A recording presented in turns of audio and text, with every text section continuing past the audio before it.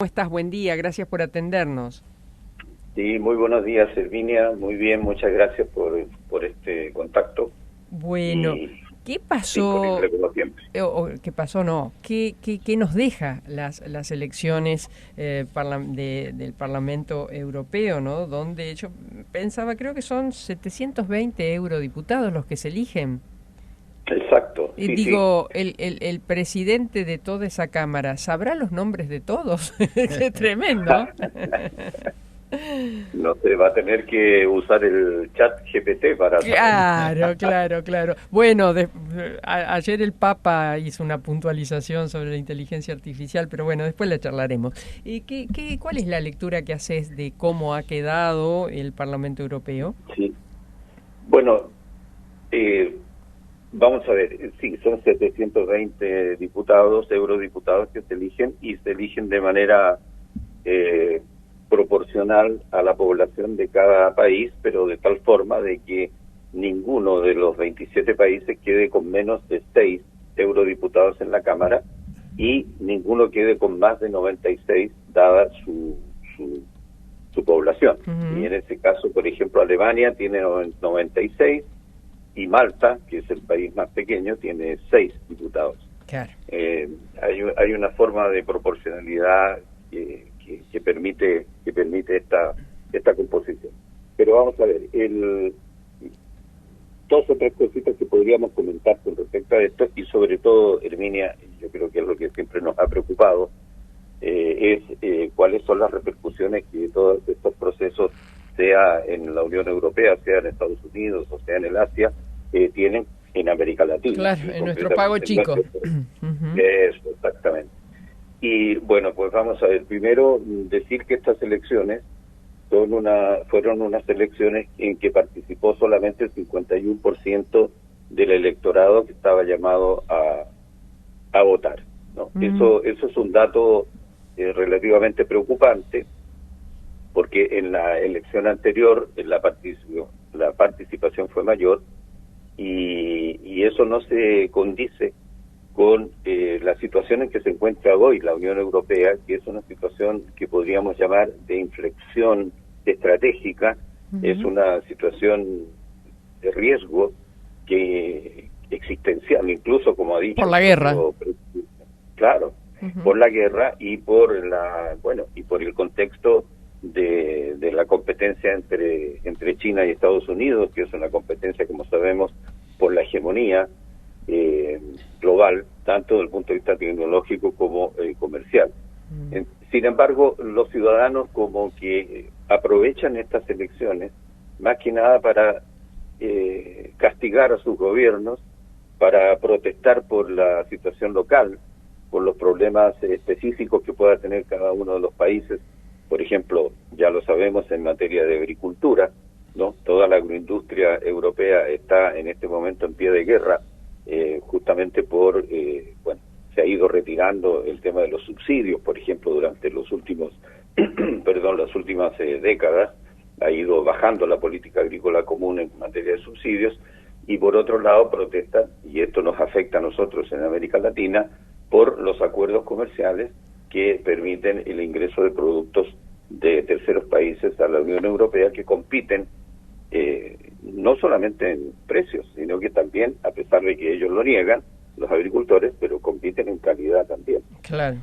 En fin, entonces el tema principal en este momento es que el Parlamento Europeo tiene competencias muy importantes en materia legislativa, que son normas que se trasladan después a los países en todos los campos, ¿no? Del punto de vista del consumo, del punto de vista de la tecnología, del punto de vista del empleo, etcétera, etcétera, y los ciudadanos no tienen mucha conciencia con respecto a eso. Y lo otro es que el Parlamento tiene competencias en política exterior. ¿En qué sentido? En las relaciones con el exterior con respecto a los tratados de libre comercio. Y ahí está el tema del Tratado del Mercosur, Mm. está el tema de la modernización de los acuerdos con México, con Chile, etcétera. Y donde con esta composición, y ahí vamos a ir ahora a la composición en que ha quedado el Parlamento, ha crecido fuertemente la extrema derecha y los grupos contestatarios del proceso de integración europea y los grupos contestatarios de la relación exterior de la Unión Europea en materia comercial.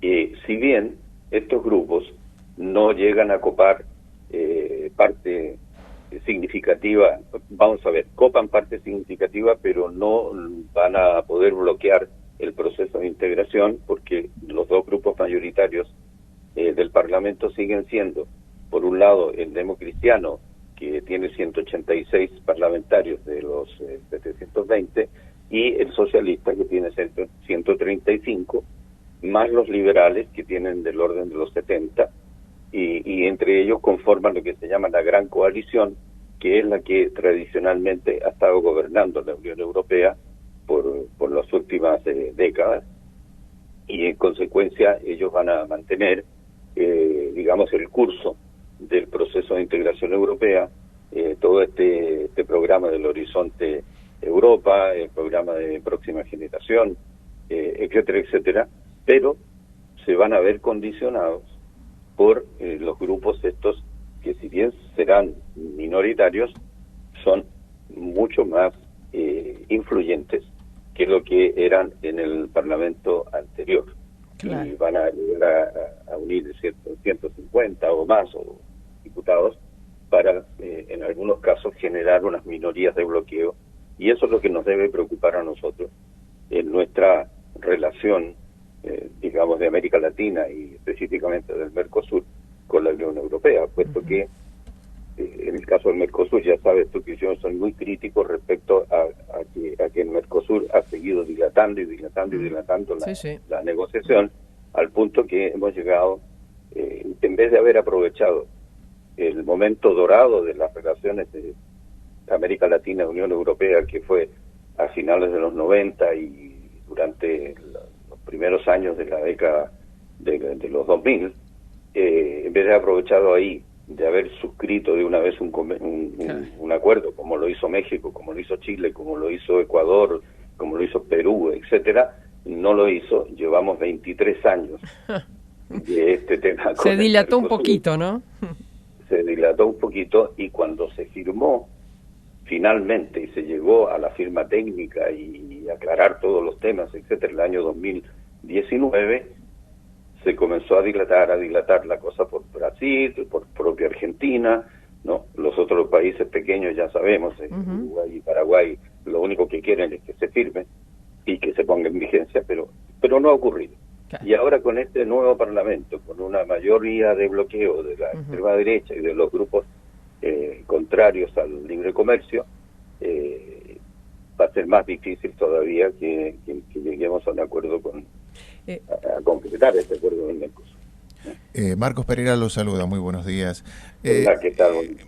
Resumiendo, estos grupos que están logrando más espacio, no sé si la palabra es separatistas, pero es como que la idea sería como romper un poco esta Unión Europea o llevarla a una mínima expresión. El ejemplo de Inglaterra, que se separa y que no le está yendo bien con esa separación, me parece, ¿no les hace cambiar de opinión? No sé, ¿cómo se observa desde allí, desde el lugar? Sí, la verdad es que estos grupos no llegan a plantear un rompimiento de la Unión Europea, ni llegan a plantear un separatismo de la Unión Europea, ¿no? Porque incluso el ejemplo que tú das del Brexit, ¿no? Sí. Que el Reino Unido, claro, sí. Que el Reino Unido, que ahora hay un arrepentimiento respecto a haberse separado de la Unión Europea, eso opera como una fuerza importante para que no haya prácticamente ningún grupo, ningún país que esté planteando separarse de la Unión Europea. Más bien tenemos 7 países candidatos todavía, ¿no? Aparte de Ucrania, por razones... Claro, para ingresar, claro. Exacto, para ingresar. Y como me decía a mí un canciller uruguayo, Didier Operti, me decía, mira, nadie quiere entrar a un club que se esté cayendo. Claro. Tenemos 7 países que están a las puertas para ingresar, incluso Turquía mismo, que es un enorme país, ¿no? Con una gran potencialidad y que además es miembro de la OTAN, o sea que tiene una fuerza geopolítica muy importante. Entonces, estos grupos de extrema derecha que han irrumpido en estas últimas elecciones con más fuerza, no están planteando eso. ¿Qué es lo que están planteando? Lo que están planteando es desmantelar fundamentalmente el estado del bienestar, tal y como el estado del bienestar está concebido y ha sido concebido en la Unión Europea y que es el emblema de la integración europea. Entonces, ellos quieren recortar políticas sociales, ellos son grupos además homofóbicos, y eso también es un tema a tomar en cuenta. Son grupos son xenófobos, porque para ellos el tema de la migración no es un tema simplemente no es un tema de derechos humanos. O sea, para ellos la migración es un tema de una amenaza a la concepción que tienen de lo que es la Unión Europea, de lo que es la Europa occidental, y en ese sentido sí que van a tratar de influir en la legislación. Y por último está el tema, como digo, del libre comercio. Ellos se asocian mucho con un discurso muy sofista, con un discurso muy simplón, se asocian con el malestar que tienen los agricultores con respecto al funcionamiento de la agricultura europea y por lo tanto la competencia nuestra en ese mercado. Pero no llegan a plantear un rompimiento. Lo que sí es que tensan la cuerda, tensan la cuerda. Claro. Claro. Pero la Unión Europea y las instituciones comunitarias tienen muchos mecanismos, y uno de los cuales, el más importante, es el financiero. Es lo que ha pasado con Hungría, ¿no? Que incluso Hungría, con los temas de institucionalidad antidemocrática, en cierto modo, que se ha ido perfilando, la Comisión Europea le dice, mire, que si usted no modifica esta situación, por ejemplo, del Poder Judicial o tal, nosotros le recortamos los fondos europeos. Y eso es un incentivo bastante importante, ¿no? Héctor, no conocía que allí en España hay una fuerza antisistema llamada Se Acabó la Fiesta. Creo que, bueno, tiene una inspiración acá en Argentina, ¿no? Sí, bastante. Pero sacó eurodiputados. Claro, sacó 3 eurodiputados, sacó 800.000 votos, 800.000 votos, sacó más votación que grupos como Podemos, por ejemplo, claro, que o Vox, en un momento una fuerza importante, o que Sumar, ¿no? Y este es un grupo, vamos, más que un grupo, es una persona. Es una persona que ha creado a través de las redes sociales, de programas de radio, etcétera, ha creado toda una ola contestataria también, justamente lo que yo decía, en contra de todo, en contra de las instituciones, y eso me suena mucho a algo que ya hemos escuchado sí. por otros lados, ¿no?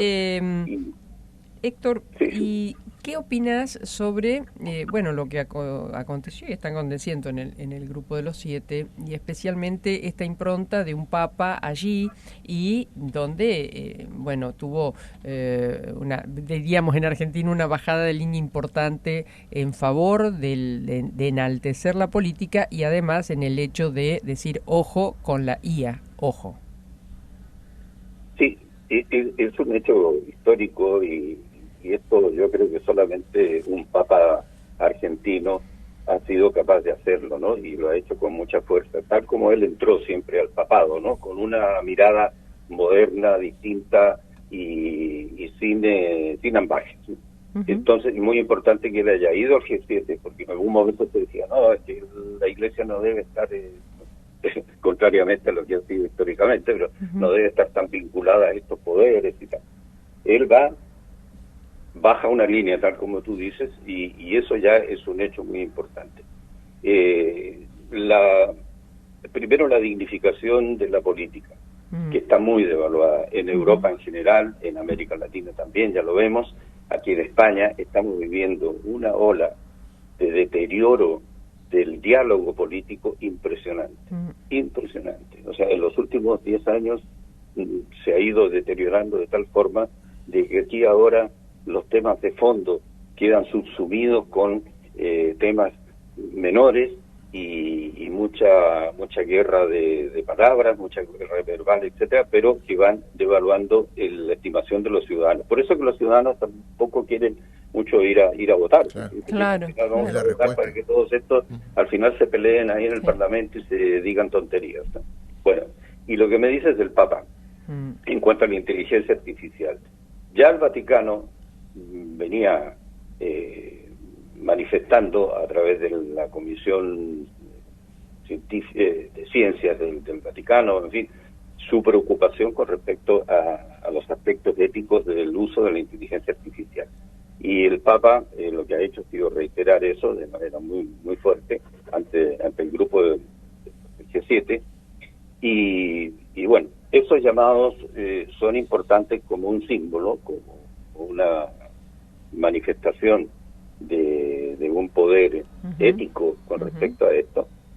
Ahora, esto hay que llevarlo a la concreción, a la práctica, y en ese sentido también es importante decir, pero no voy a tomar el tema de la inteligencia artificial, que ya lo hemos tratado otras veces, pero es importante decir que, bueno, por lo menos los grupos, los países del G7, todos ellos han estado participando en la reunión del Reino Unido, han estado participando en los debates de las Naciones Unidas, que se ha preparado incluso una legislación, una normativa, digamos, que si bien no es vinculante, ha sido muy importante y que se está discutiendo todavía para la cumbre del futuro que tendrá lugar en septiembre. Así es.